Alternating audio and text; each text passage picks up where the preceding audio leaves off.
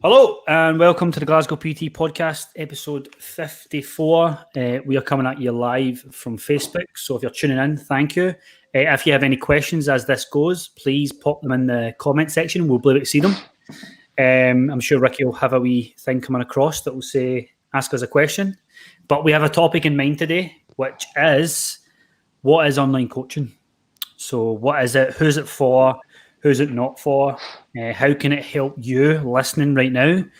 And maybe there's a few trainers listening and watching as well that can take positives for this and take pointers to say, right, how does my online coaching package compare to what me and Scott are saying today? And yeah, hopefully that after this, you guys can get some clarity on what exactly online coaching is, because we've kind of all been forced a hand to actually coach online through Zoom, through various other methods, whether it be classes online, whatever it is. So yeah, online coaching is the big thing right now, albeit it's slightly changed in terms of how we deliver it slightly. But I want you guys to come away from this podcast and live understanding exactly what it is and how it can help you. Scott, how we doing, mate? Not too bad, mate. How's yourself? I'm fantastic. Fantastic. Good news. Don't say anything about what's happening up here. Actually, looks all right. I was only kidding on. Yeah, mate. So, turn side on. It's fine. It's right. Fine. No, it's quite even. So, mate, how's your week been so far? Yeah, it's been not too bad. It's been quite busy. I've kind of got myself in a sort of comfortable little routine. I like to stay busy, and so yeah, they're just flying in, aren't they? It's just, how long have we been in lockdown? It's fucking 7 weeks. Mental. That is mental. It's just absolutely flown by. But yeah, no, it's been all right. It's been not too bad. What about yourself? Mate, it's been good. This has been a quick week as well. Like you say, it's been a quick couple of weeks, but this week has been very, very quick. I think, mate, I don't wake up with an awful lot today in my diary in terms of work. I mean, I have my classes. I'll have a couple of calls with prospects, but I think it's because we're used to 9 or 10 things being in there, aren't we? Don't get me wrong, mate. Like, as soon as I log in, I find 8 or 9 things to go in there anyway. But I am enjoying the kind of freedom. I'm enjoying, like, I mean, as personal trainers, we should be kind of in charge of our day, but I'm enjoying it even more now. Like, I'm fully in control of what I do in a day, and it's brilliant. I love it.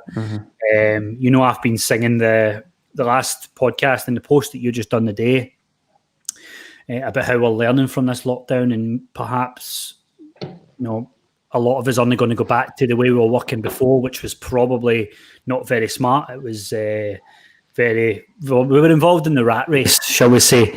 So, yeah, let's just, the reason I want to touch on this today, mate, is I think everybody who once had a personal trainer or maybe have never been to the gym before and stuff are now looking at coaches. Because they have to. They have been stuck in the house for 7 weeks and they need guidance. And it might just be a different style of coaching, in the sense of we're not giving training plans for the gym anymore. We're now giving stuff for equipment that you have at home. So, with that said, mate, it's a case of highlighting today what exactly is online coaching. So what kind of stuff do you feel, mate, we'll start off with, who's it for? Who's online coaching for? I mean, I suppose it's for anybody. It's for anybody. I think if you kind of get yourself a good online coach, then you could certainly make the case that it's for anybody. I think that it's just a process that's kind of similar to one-to-one, maybe minus the one-to-one sessions, unless different personal trainers and coaches do it differently. If they operate these things as different things, but I don't see them that way. I just see them as the exact same thing. It's just one's got an in-person element to it and the other one doesn't.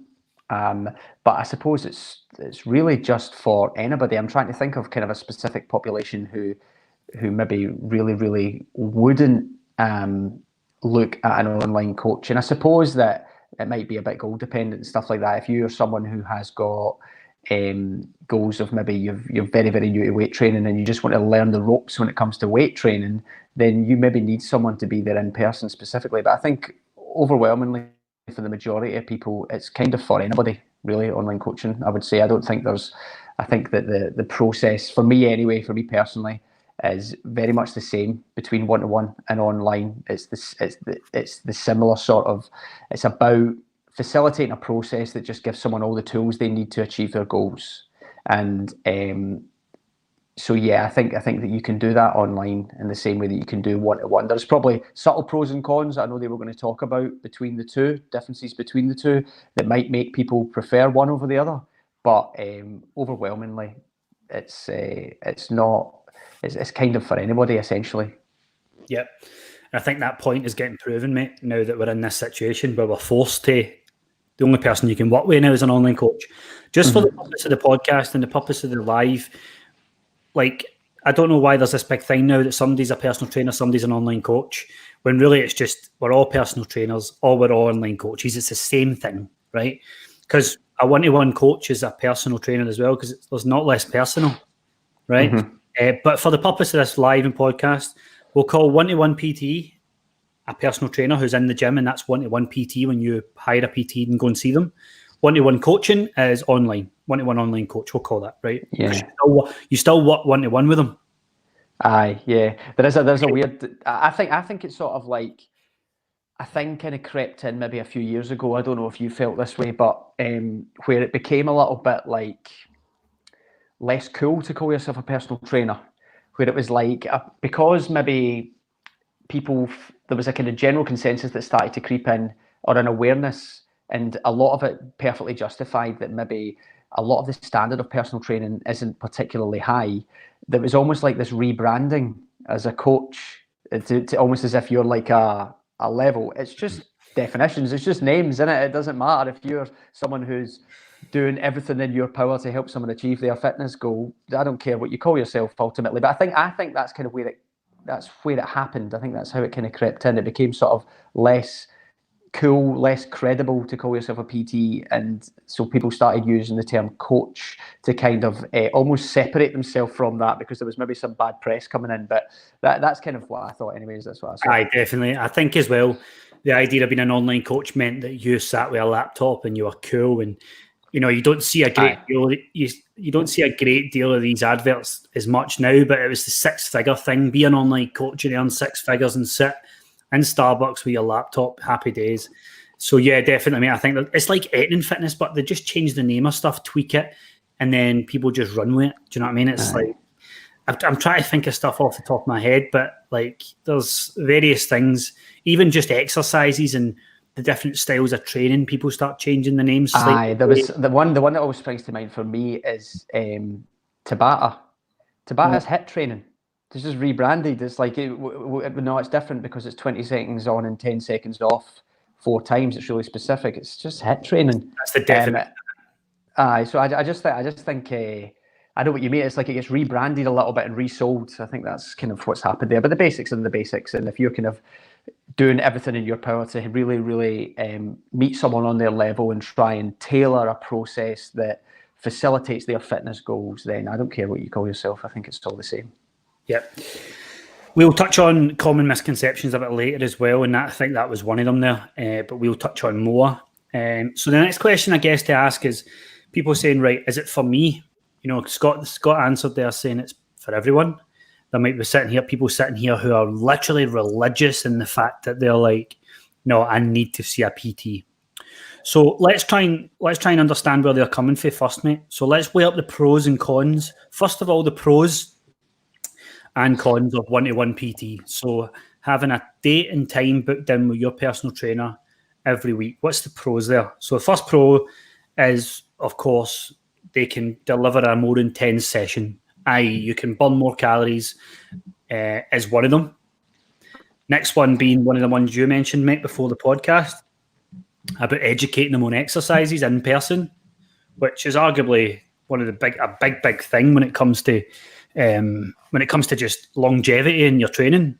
If you can start off knowledgeable and start off understanding the whys and do's behind exercises, then you'll probably last longer. You'll probably find more enjoyment.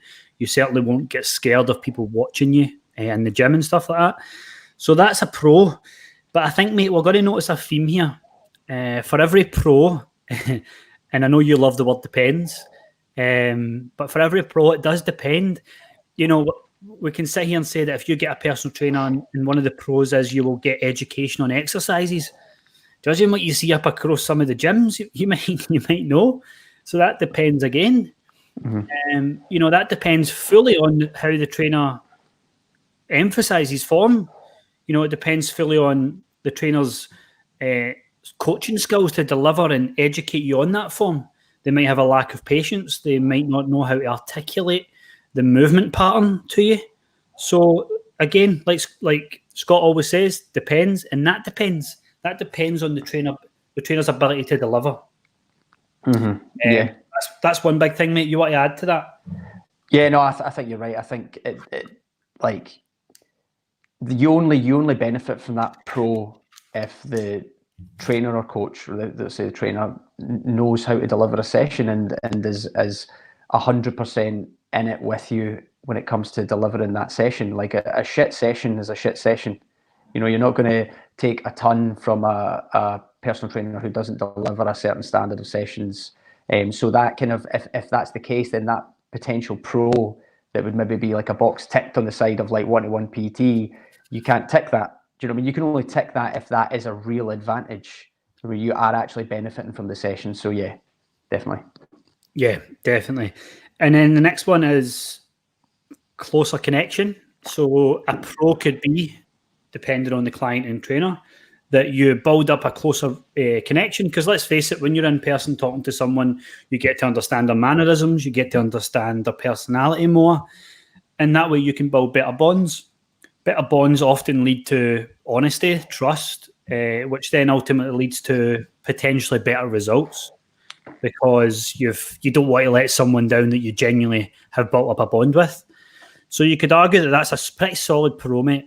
I would go as far as saying that is probably the most beneficial part of one-to-one in-person training, is that you can build up a closer relationship. You know, it takes a lot for somebody to open up over WhatsApp and email versus actually seeing someone in person. You know, you can gauge if they've had a shit day at work. You can gauge if they're upset. You can gauge if they really feel a certain way about their body and their progress. And mate, I would have said that, you know, if you asked me about online coaching a year ago, I've said this before in previous podcasts, that one-to-one PT in person is far superior, I would have thought. But I would have said that for two reasons. The first reason is that I was blinded by the fact that, you know, I could have delivered a service online. And why was I blinded? Because I never had time to get it good and get it right. So that was the biggest factor for me, was no, one-to-one's always better. What I'll do to grow my business is I'll just keep charging more. And that's all well and good. But at the end of the day, I was shying away from the fact, and I now know this looking back because I'm fully online now, because I've been forced to. But I now know that I can still give my tools the tools to my clients. I know this. I can still do it. I've had to find ways for it to work. There's been people who have came on my online coaching platform in the last year and a half and then just left because I never gave the right tools. I never asked the right questions. So I've now got to a position where I'm like, the only pro that I think that one-to-one PT has got now is the one-to-one connection that you can get with a client. I think so. I think like we're listing a lot of these pros, and obviously it's like you put them in one column. And I suppose the job of someone who's providing an online coaching service is to look at those pros and say, right, how do I bridge the gap here? And I suppose that's the difference between just deciding one day that you're going to be an online coach and actually sitting down, thinking about it, thinking, how does this have to operate slightly differently? How am I going to have to overcome these obstacles that are they're in place for no other reason than one-to-one personal training is an option. Do you know what I mean? Like you have to bridge these gaps because there's an alternative.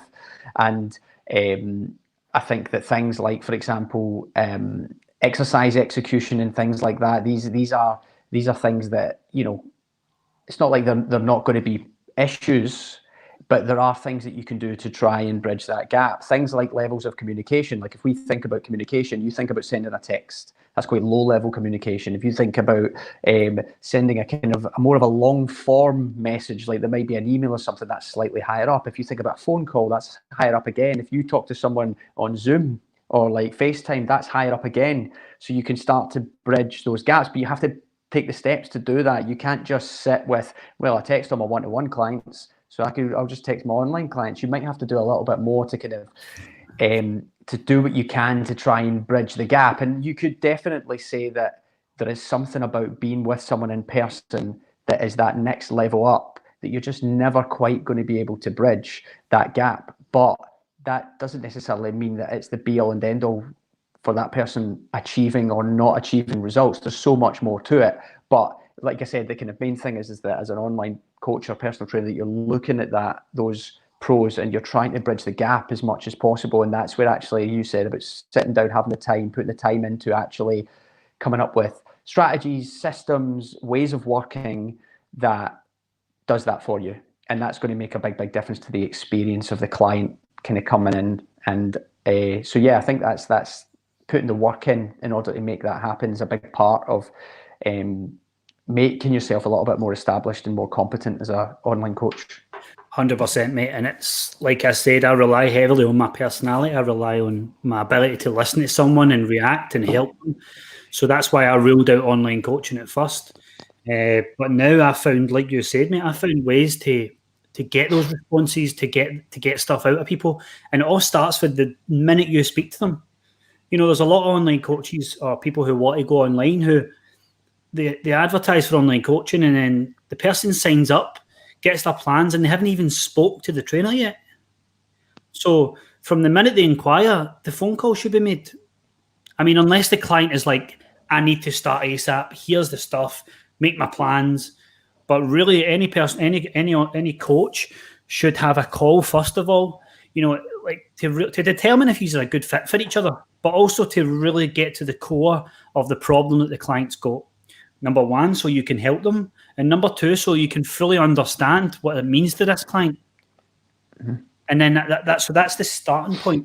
So the minute they give you that stuff, and I think as time goes on, you become better as an online coach at being able to probe someone you've never met over the phone. It does happen. You know, you just got to get better at these things. So I think from the minute that happens, you've got to speak to the client first of all. You've got to get very, very clear about their journey and where they want to go with this. Then the more you listen, the more you give a plan to suit that, they'll get the buy-in straight away because you've listened and properly looked over what they've told you at the startup process. And then from there, the relationship starts to build. You know, I'll leave voice notes for my clients, online clients that I've never met.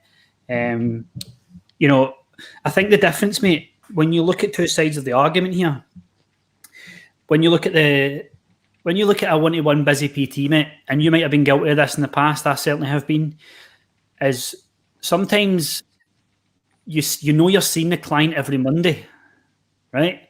So you see them on Monday, they have a session with you, you in your head, you've ticked them off the list, right? And when I was far too busy as a PT and I was in the rat race doing 40 hours plus, as far as in my head, I've trained Scott this week, tick. Now, if I don't hear from Scott until check-in, that's fine because I'm working my way through 40 hours of PT. So actually, like Monday to Saturday when he checks in, I've not spoke to him. When I actually knew that I'm an online coach, I'm touching base on a Wednesday. Why? Because I can. So I've got time. And the client needs it because they need a more personal service. I want to build up rapport with them. I want to be on top of them more so they can get better results. Whereas when I was a 40-hour one-to-one PT, I had no time to message somebody, how's your Wednesday going? Because if I do that with 40 hours worth of clients, like I'm 8 hours back to back. I've not got time to sit and message, you know, and answer questions that I've created more work for myself when I'm trying to do PT back to back. Mm-hmm. So I would argue that the busy PT has actually got less of a personal approach than the online coach who has got his stuff ready and has got his various ways of communicating with his clients. I know I speak to my clients more often now. Mate, is that a way of justifying the online coaching fee? Maybe. just so that you can go, look, by the way, I'm in touch here, I'm a message away. Because you've got to remember, if you're not in the gym anymore, PTing them, what else are you doing? You better not just be sitting thinking, like, that's you now, the workload's away. Because if anything, it's time to get more work involved. You should be coming up with trainings. That's where things like the education on exercises, mate, comes into play. We have to make videos. We have to have a video library of any exercise that we prescribe, so that people can understand the correct form. Now, let's take a big, massive look at this, mate, from the outside, right? Everybody, a lot of people listening to this will say, I don't know what to do in the gym, so I need a personal trainer. And you go, well, right, I'll stop you right there, right? Let's forget about the gym for a second. Can you lose weight without the gym? Yep. Can you be accountable? Can you learn how to cook? Can you learn certain things about calories and macros and get educated on nutrition? Yep. So really the only factor that a person needs is how to do a squat, how to do various exercises. That's the only thing that an online coach is missing. So how can he do that? Welcome videos. Get his phone out as soon as they ask a question. Talk through the exercise. It's as virtual and as real as it's going to get. Yeah, they're not showing you and looking and watching, but that's the only element that's missing. And we're going to talk about that now, mate, when we talk about the pros and cons of one-to-one online coaching. Aye. Yes, I think that one thing I was just going to say is that obviously, like, I think that maybe this might be a misconception. I know we're going to come back on it anyway. This idea that maybe it is just a kind of someone who just writes you a training plan and a diet plan and says, catch you in a bit. And the kind of thing that you talked about a little bit there was the kind of role of communication. Like when you hire a coach or a personal trainer, however you want to define it, the idea is that you've got someone there with you. You've got a goal and you've just got someone who ideally has the knowledge, has maybe some experience of working with people with a similar goal, hopefully, and they're meant to be there with you. But they're only there with you if you feel as though there's a kind of really open line of communication with that person, if you feel comfortable enough to go to that person with struggles, to talk to them about problems, to say that you failed on certain things. You know, some people, because otherwise you just lie. Like I've spoken about this before, how like early days when I first started as a personal trainer, I'm always reminded of a particular client who seemed to be ticking all the boxes and was never quite progressing at the rate that I would expect. And I look back now and I think, oh, they were lying. They're like, this is so daft. Like, but at the time I thought I was doing something wrong. I was like, there's something I don't understand here.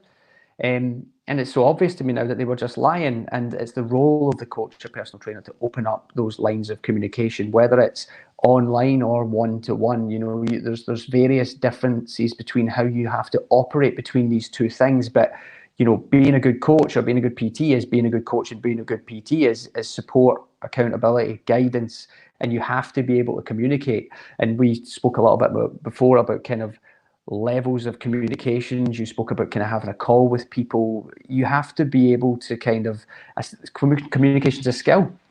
And it might be something that you have to really take the time to work on if you're very used to talking to people in person all the time, to suddenly trying to build up that level of rapport through another means, whether it's a phone call or whatever. Do you know what I mean? It's something you have to take the time to maybe look into and think, can I get better at that? Can I get better at communicating through that method? So the kind of point I'm trying to drive home here is that it's about having someone who's going to hold you accountable, who's going to give you guidance and support, who you feel as though you can communicate open and honestly with. And whether it's a one-to-one personal trainer or an online coach, both of those people can provide you that. Do you know what I mean? Good coaching is good coaching at the end of the day. And communication's a massive thing. And I think there is, like I said, we're going to talk about misconceptions, this idea that it might just be a diet plan or a training plan, because you can buy those things online so easily now. You just go onto someone's Instagram page with however many hundreds of thousands of followers and say they'll be saying that, you know, they're in great shape, so they must be able to get me in great shape. And that's maybe just a misconception of what coaching actually looks like and where the potential benefits actually lie. 100%, mate. That's a good one that you mentioned there about communication, mate. And just on that note, bear in mind that, I mean, let's look at this. Let's look at this without any sort of cover up, mate. This is full transparency here, right? The personal trainer who's in the gym doing far too many hours, who thankfully has grew his business or her business to the point she can charge more, have a waiting list, and she wants to go online because she can make the same amount of money without putting the hours in. That's what personal trainers want to do. Now, you might get a personal trainer who wants to stay in gym all the time, and that is fine. But generally, in order to grow past a certain income cap, to grow more, to get more freedom in your life, you want to be in the gym less, but making the same money. And how do you do that? You have an online service. You put your prices up. So that's the personal trainer. This is the facts, right? The client either needs a personal trainer or they need a coach. That's the perception that they look at. Bear in mind, the personal trainer wants to get online. 95% want to be online, right? So they're looking at every client and every person coming on board and going, right, how do I deliver a service that is the same as one-to-one, but I do it online, right? And mate, I will say here right now that you absolutely have to do at least 2 hours of one-to-one, a full diary, before you can even think about online coaching in a grand scale. Why do I say that? Because 2 years. Minimum 2 years. That's what you said, aye. Aye. You have to understand people. You have to learn to get results. You have to build up your communication skills. You have to know what type of clients that you want to train. Because if you know what kind of clients you want to train and you know what they need, then you can go online and grow your business 100%. But if you're a personal trainer 6 months, a year into the job, and you think that you can become an online coach immediately, you better have 8 to 10 years previous experience in working with people, and you better be really, really good with communication, because otherwise it just won't work. And bear in mind, mate, communication with fellow members of staff in a company isn't the same as how do I understand this person's why, how do I understand what they're struggling with, and how do I help them through it. So that is online coaching, and that's how it's grew so popular, because there is people like myself and like you who have got a bit more freedom now because we don't have to go into a gym. I mean, just now is a weird circumstance, right? But we don't have to go in a gym and do the extra 10 hours to make up the money to hit a certain amount per month. So that it's almost like a celebrity personal trainer lifestyle. So make no mistake about it, people listening to this right now, trainers want to do less and make more. And that's why I'm trying to explain to you the benefits of online coaching. But understand that I don't know personal trainers that get better results than online coaches. It's about even. So that would tell me that it's all about the coach and how they deliver their service. There's not personal trainers in every gym up and down the UK absolutely killing it because they see their client for 1 hour a day, 1 hour a week. There's not. Like that's where they become too reliant. That's what I said, where I would have a client on a Monday, I would tick them off and they would get a good session, but that doesn't mean to say that that's everything covered for the week. That's them going to be better in terms of fat loss. It's just not the case. It's the same as when we talk about, increasing your NEAT and going walks, because between that and BMR, it takes up larger percentage of your day than 1 hour of training. It's the same as coaching. There's another 6 days in the week where you have to lead the client, you have to give them tools, you have to show them the tools, you have to educate them, you have to check in with them. So it's the exact same as weight loss and fat loss. As if you look at your day and how you burn calories, it's massive. A workout's just a fraction of that. It's the same as coaching, the one-to-one and personal training. They leave you for the hour, and whatever happens for the other 23, they can either delete that full hour in 10 minutes, mate, with one meal. So I think it's about understanding what actually, how a personal trainer looks at coaching, online coaching, and how the client looks at online coaching. And we'll cover that with the misconceptions. But let's look at the pros, mate, of one-to-one online. It's cheaper. It's a cheaper service. Any online coach worth their weight in gold will still have an expensive service because it's life-changing services that they're offering. It's every bit of one-to-one, as we've discussed, except from the FaceTime. But it will be cheaper. It will be cheaper because you're not paying for that in-person session. Again, that doesn't mean to say that it yields any better or worse results. It all comes down to one factor: client adherence. If the client doesn't adhere to it, and it doesn't matter whether the coach is in Dubai or if he's in fucking Falkirk, it all depends on the client's adherence. They'll be hating on Falkirk. Do you know what I mean? So it doesn't matter. It all bottles down to how you can get the client to adhere to the principles and the tools that you've given them. Simple. So one of the pros on one-to-one online is self-accountability, mate. So you want to touch on that? Yeah, mate. Self-accountability is quite a big thing, and I think it's sometimes underestimated. And like you get various different levels of accountability. You can have group accountability, you can have interpersonal accountability, and you can have self-accountability. And I think it's safe to say that as part of any conscientious long-term coaching process, you're potentially taking someone, let's say someone who's quite new, who wants to lose weight, quite new to fitness, exercise, that sort of lifestyle. You're trying to probably have to give them a high level of interpersonal accountability to start with, because they're going to need it. And then you're probably looking at moving away and moving it more onto higher and higher levels of self-accountability, because one of the main drivers, one of the main factors that we know is the difference between people who maintain results, who maintain that healthy lifestyle that they're looking to try and achieve through using a personal trainer or a coach, is whether or not they can find those levels of self-accountability. And it comes in various different forms, but I think that we are definitely, as any coaching process, whether I'm just trying to make the point that whether it's one-to-one or whether it's online, you're ultimately, I mean, you'll know yourself, mate, you talk to clients you've had for longer, less than newer clients.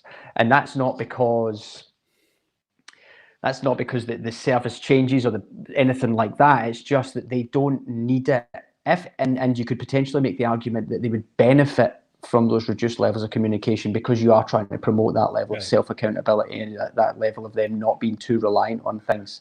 And you're trying to find that balance between giving them that self-accountability, but always being there and always giving them that level of accountability that you can provide to make them kind of try and stay on a certain level. But the role of self-accountability is huge. Like I said, it is one of the main indicators of whether or not people maintain what they've achieved, is whether or not they can be self-accountable. And I suppose when you look at one-to-one versus online coaching, there is an argument to be made that through online coaching, there is a greater emphasis on self-accountability, because you're not engaging in one-to-one sessions.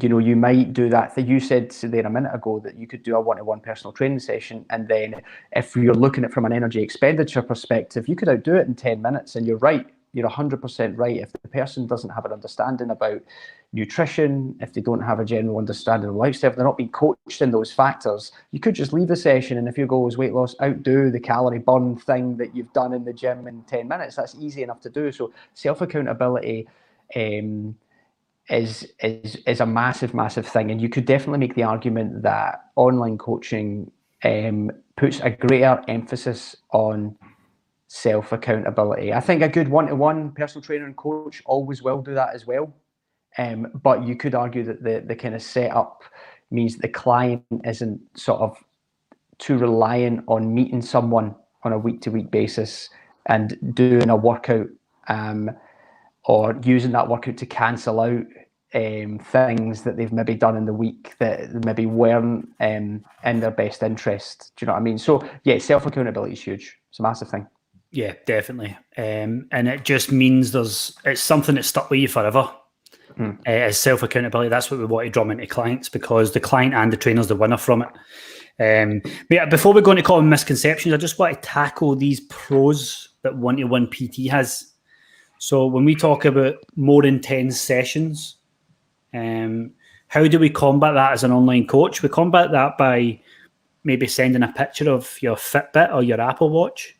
Now, there's a big thing about that, but we'll cover this in another podcast, that just because it says 400 calories doesn't mean it's 400 calories. It doesn't mean, it doesn't determine how you train. But generally speaking, if they can hit a certain total calories burned, albeit it will be consistently inaccurate, by what I do with my clients is I'll say, let me know how you feel after that workout. I want you to rate it. This is an online client, by the way. Things like post-workout selfies in the community group is enough for people to go, yeah, it was tough. That ticks off the intense factor. Other than, I've got the client in front of me in the gym. Yep, I can see them pushing themselves. That's that box ticked. That's what we're saying as a pro to one-to-one personal training. But there's ways around that. videos for one. Like, I've got all my clients this week sending me videos of their form on exercises that just don't feel right. Also to show me your top sets, to show me, right, let me see your last, let me see you go to failure on these exercises so that I can determine how intense you're training. And it opens up it opens your eyes up, because it's like, whoa, that client needs a bit more support, or they just don't understand what intensity looks like for them. Mm-hmm. So that can be identified by a video.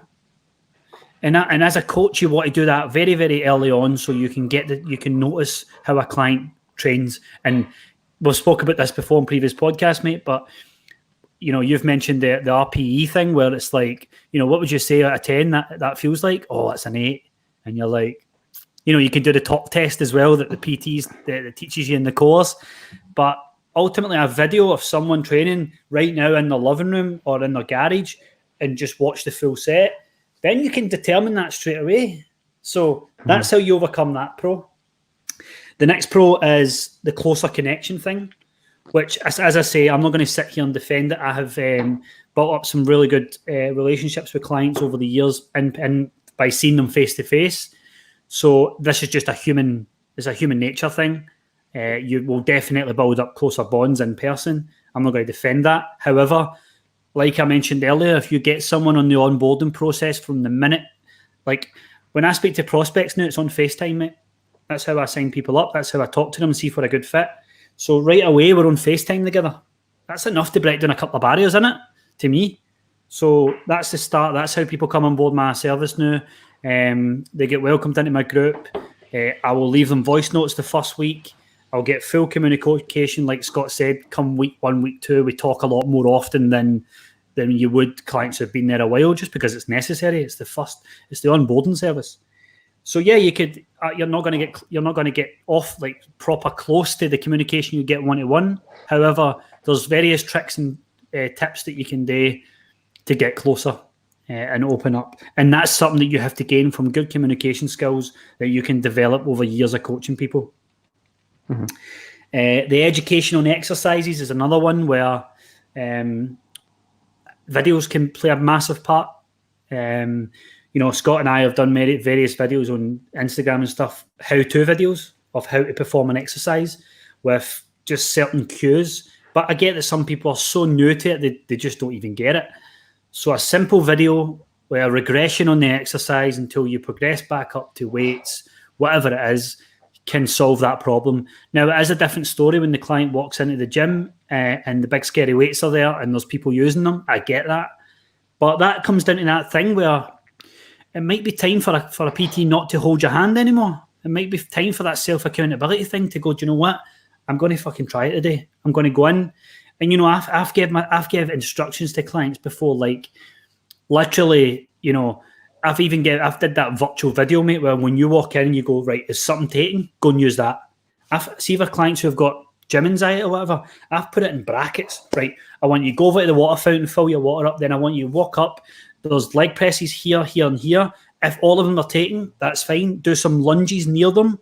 If you want to ask somebody if they're nearly done, ask them. If you don't feel confident enough to do that, just look near, not too close, do your lunges, and then jump on it.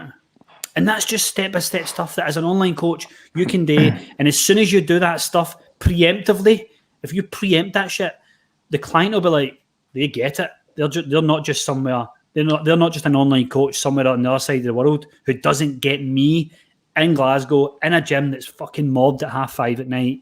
They get it. Mm-hmm. And that comes from communication. That comes from years of training people and understanding the way people are saying stuff. Look, Chris, I just don't have a clue in the gym.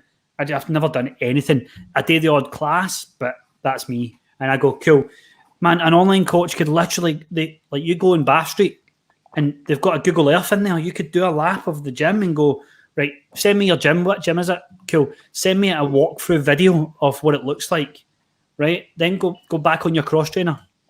So while you've sent me that video, I'll devise a plan that just makes you go in a nice circle and complete your training as opposed to the big scary bit. And, this is stuff that an online coach has to think about. They have to think, right, how do I make this journey? How do I try and be physically there without being there for that client? And you just, and it sounds like you're babysitting them, but it fills them with confidence at the start. It builds up that connection between the client and trainer, because they all of a sudden go, they get it. And then the client just gets a plan that is realistic and stays within their comfort zone until you branch them out a bit. Mm-hmm.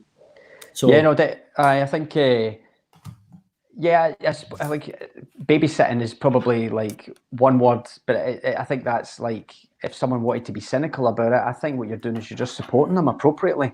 I think that if they need that level of support and they need those tools, then it's going to be worthwhile. I've had online clients, like the majority of the online clients that I've worked with, they don't train the gym that I do one-to-one PT out of. And it's quite easy to Google search a gym, and you'll find a lot of gyms will have photos of the layout and stuff like that already in it, so you can get a feel for what it looks like all in there, because you're trying to devise a program based on the equipment that's available, obviously the client's goals, but then the equipment that's available. But more than that, especially if they're a little bit anxious about the gym environment, what's the layout actually like? Where is this equipment? Is there a way that you can do this and it's not like so intimidating, but they're having to walk through bits they don't want to have to walk through, or all that sort of stuff. So these are all kind of steps that you can definitely take to kind of bridge the gap from like between having someone in your gym that you're actually taking them through sessions versus like distance coaching. I do think that the big thing that I think we'd have to acknowledge, that one-to-one personal. So I think when I think about one-to-one personal training, and I know you asked me at the start, like who's it for and who's it not for online coaching wise, and I suppose that like if you have you've never lifted a weight before, and you've got zero knowledge about the gym, it's your first time in there, then there's a very, very valid case to be made for getting some one-to-one PT, for being shown these things. I think that like an example I often give is, like, I've worked with like a wide range of clients with various different backgrounds, and something I've noticed with a lot of clients who maybe come from like a dancing background or a gymnastics background is I can demonstrate an exercise to them and they just mimic it like that. It's like do they just do it? And then I've had other people where you demonstrate an exercise and they do the exercise, and you're thinking, oh, like that's so far away from what I just showed them. And it's not, it's just some people find it quite difficult to have that kind of spatial awareness, or that the kind of, they don't know what the feel of the exercise is like. Do you know what I mean? A lot of when I demonstrate an exercise, I know how it feels. I don't even have to look in the mirror. I know I've done it right. And a lot of people don't have that. Like some people are kind of quite good at looking at things and just picking up, but others aren't. So there's definitely a case to be. I think that for me anyway, if we compare one-to-one personal training and online coaching, that is where I think if someone's more advanced in training, it doesn't matter. And I think more generally, the advice I would always give to anyone who's looking for someone to help them and they've got a specific goal, they're looking for someone, whether it's online or one-to-one, is you're always far better off just going with someone that you are confident can help you, that you feel like you would be comfortable with, that you feel like understands you. Like whether they're online or one-to-one, I wouldn't go with Johnny Bravo in the gym one-to-one just because they're one-to-one, when you actually feel like you might get a little bit more support and there's someone who you think maybe would understand your struggles and understand your goal a little bit better online. I think you have to go with someone that you feel comfortable with, because at the end of the day, this whole process is always personable. And it's always about having someone who's going to help you. It's about having someone who's going to facilitate the process. And you have to be comfortable with that. But I think the one area where sometimes the one-to-one personal training thing gets a bit of the edge is this exercise execution thing. And I think the reason, look, at the end of the day, you're right, when it comes to weight loss, it's not, you don't need to actually even exercise to achieve weight loss. But one of the big factors in whether or not someone does achieve a goal, and then ultimately what should be the main thing, goes on to maintain these results, or goes on to maintain a good, a kind of whatever they've learned from the process, a healthy lifestyle, is whether or not they actually enjoyed it. And I think that the chances of them enjoying it is just if they are comfortable in the process, and if they're comfortable and they enjoy the exercise, that's just far more likely if they're confident in what they're doing. And some people might initially need that one-to-one interaction to get to that point. But I think for anybody who's beyond that, and for people who maybe even are in that category of person like I spoke about, who do pick these things up quite quickly, who have somebody, and certainly for people who are a little bit more advanced, I don't think there's any difference at all I think that you need to go with someone that you kind of feel comfortable and confident with. So yeah, I mean, I've had people inquire me before who were absolutely brand new. It was more a friend actually than anything else who was asking for help. And I sort of did suggest they went and got up at some one-to-one sessions just because they had zero experience and they weren't very sure of it and all the rest of it.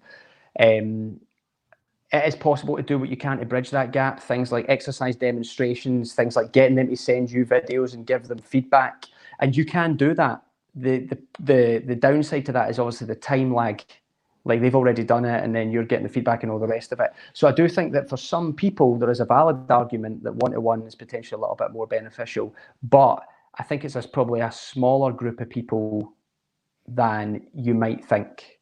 Yeah. And I think that more generally, ultimately the vastly more important thing is that you have someone who's just going to support you, help you, guide you, hold you accountable, and someone that you feel comfortable with, that you can relate to, that you can kind of openly tell them about any issues or struggles that you're having. I think that more than all this technical bullshit, that is the main thing.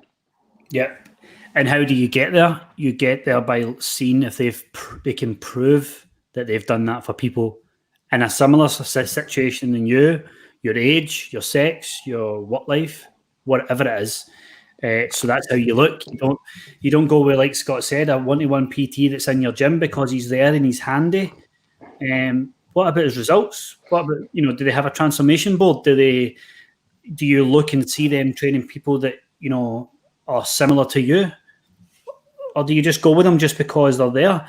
Bear in mind as well, mate. Like a lot of the time, just because somebody's shown you how to perform these exercises in the gym, a lot of the people don't even go anywhere near where they go with their trainer in the gym. They go to the platform with their trainer and then they fuck off upstairs to the cardio window themselves. So to me, mate, when you're learning a deadlift once a week, or you might be rotating the exercises, so it might be upper then lower, you're not even learning the deadlift at an enormously quick rate. So you're just getting took into a scary area that you probably won't even go to yourself. So yeah, I would agree, mate, and I do like what you're saying, where ultimately it's down to the connection with the client and the trainer, and that's why it's important at the very, very start of the process you speak to them. Anybody listening to this that's a coach, stop sending your prices to any Tom, Dick and Harry. Get them on a call, chat to them, see how you can help them before you start talking about prices. Because I love when a client or a potential client messages me and says, Chris, if you get any space left, Chris, is there any way I can speak to you about starting with you? They're not even talking about price. And I don't mean that in a way of like they've got money or anything. I mean it because already the client's identifying, he's the person I want to work with. How do I go about it? And that's what you want to be as a coach. And that, as a client, that's what you want to be doing. You want to be looking and watching and going, here, I want to work with that guy or girl. How do I start? How do I get on board with it? So yeah, cool, mate. Let's talk about common misconceptions. Then we'll rattle through this. One of the common misconceptions about online coaching, and one of the biggest downfalls of it, has been the idiots that have been trying to do it and create freedom while butchering the service, while making the service as less personable as possible, while trying to take on vast amounts of people at low amounts. For example, I've had various people through the door who are like, I've did Courtney Black's glute thing. I've did Joe Wix's stuff. Bear in mind that all these people, what the biggest thing that's missing is community, accountability, like actual one-to-one coaching. All of it's just a PDF or an ebook, and that's people's experience with online coaching in my eyes. They come to me and go, I did an online thing before. It's always that, and it's always, I did this online thing before, but I need a personal trainer. I need a day. Well, actually, what did you do? I get sent a 12-week plan that probably said template at the top of it, that wasn't tailored to your gym. It wasn't structured for how busy your gym gets. Some of the stuff probably wasn't even on it. Some of the stuff you probably couldn't even do because you were brand new to the gym. Like, that's a common misconception now, that people go, online coaching? Nah, I need to see a PT. It's like, whoa, back up. Do you actually know what sort of service I provide online? Wait till you see this. And then they're like, all right, I didn't think that was online coaching. And that's the whole point of this podcast, I guess, is just to be like, It's not it's not Slimming World. It's not. It's not these things. It's not jumping on an Instagram live and doing somebody's class. It's not Joe Wicks. It's, hi Scott, how you doing? Here's my check-in for the week. Here's how I've slept. Here's how my stress has been. Here's how I've adhered to my diet, my training. What do you think? Hi Chris, here's what I think we should do going forward. Boom, boom, boom. Do you know what I mean? That is one-to-one coaching. So anybody who's tried these Insta celebs or people with hundreds of thousands of followers where you don't even have their phone number, that's not online coaching. Online coaching, you have their number. Yes, you're part of a community because we also love peer accountability and creating a bit of certainty and being part of something in a time of uncertainty. But you check in with your coach, you send pictures to Scott, you tell him how your life's been, you tell him personal stuff. That is one-to-one coaching. How many he's listening to this has told Courtney Black personal stuff, has told Joe Wicks, has told all these people personal stuff. Listen, these people are great for jumping on their classes and having a good workout, but it is not one-to-one coaching, so let's clear that up from the get-go.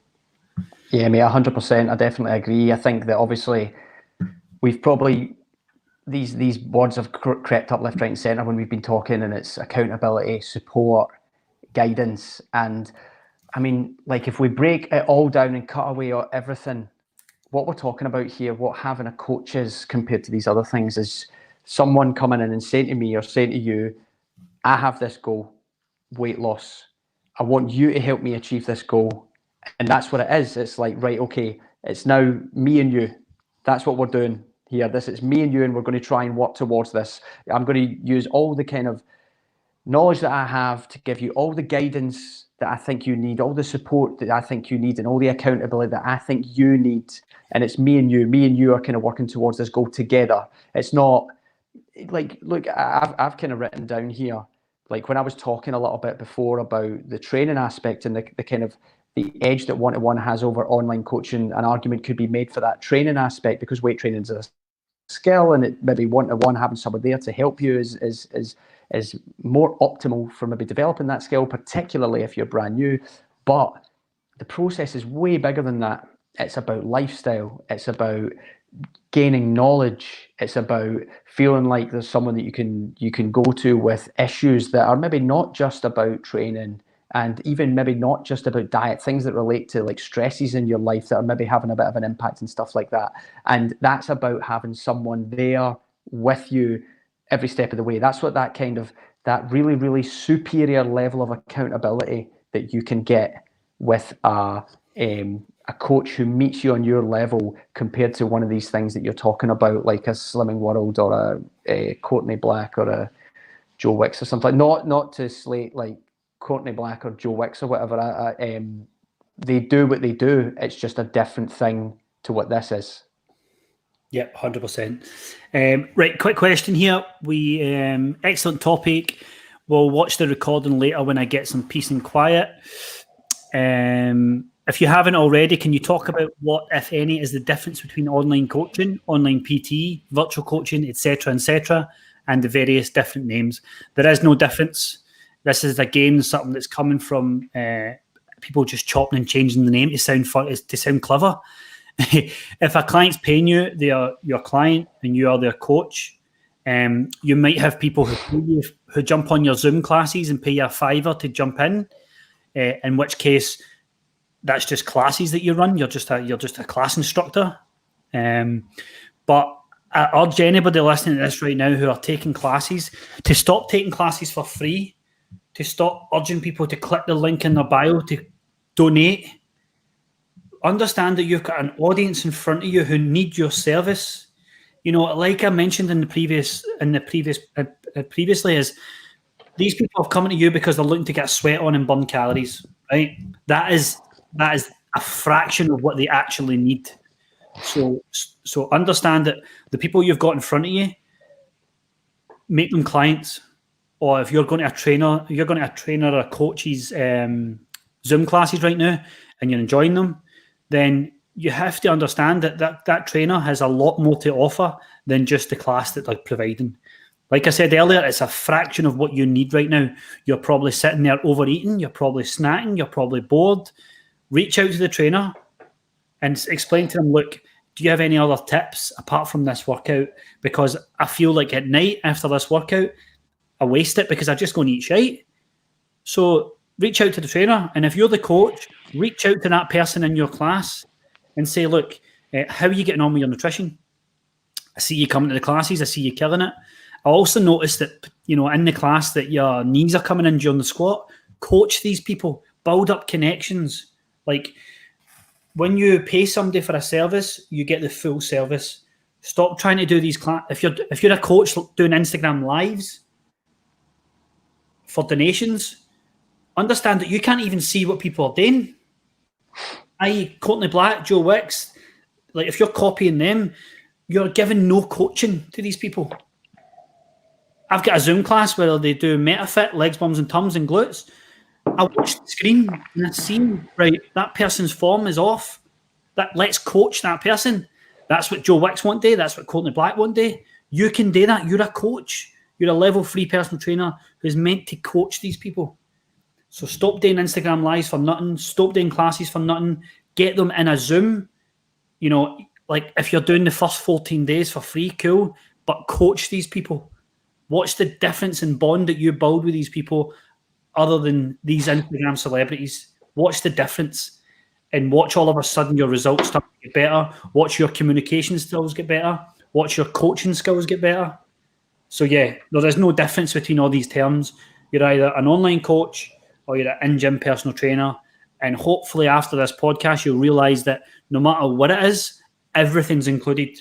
Mindset, nutrition, training, health, like recommendations for supplements, everything's included. There is no difference. So, yep, good question.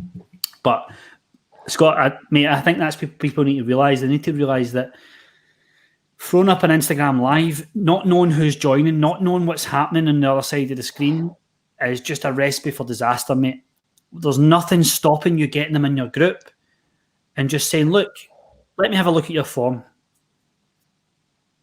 Yeah, mate. Well, that's the difference between coaching and other services, and I suppose that's the kind of thing that coaching offers. Like I said a minute ago, coaching to me on a very basic level is just having someone, a person with who you're comfortable with, that has the knowledge, the guidance, they can give you support, accountability. They're in it with you, and that's, you want to achieve the goal, they want for you to achieve the goal, and it's about. The coaching process for me, just simplified, is just them doing everything in my power for a client to facilitate a process that just provides them with all the tools that they could possibly need to help them achieve that goal. And those tools, training is part of it, but it's bigger than that.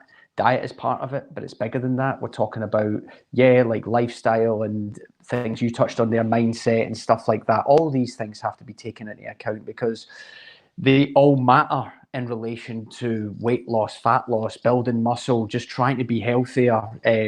Whatever it is that your particular goal is, that it's very rarely a training thing in isolation or just a diet thing in isolation. These things all overlap, and coaching is about facilitating the process that takes all of that into account. Do you know what I mean? It's not just a workout for 30 minutes a week. It's not just a diet plan that you bought off someone on Instagram who gives you, and then it's like, catch you later. Coaching is so different to what that is, and yeah, it's important that people don't confuse them. Smashing, mate. Love it. Okay, guys, awesome. Scott, anything else you want to add, buddy? No, all good, mate. All good. Cool. Smashing. Okay, guys, thanks for listening and tuning in. If you've listened this far, please get it shared. If you're on Facebook, get it shared on your Facebook, and if you're on Instagram and stuff, if you're listening on Spotify, get it shared on there. It's important for this this is a very hot topic right now, so we'd love for as many people to hear it as possible to give some clarity. And yep, I hope you're having a good week or a good start to your week /weekend whenever you're listening to this.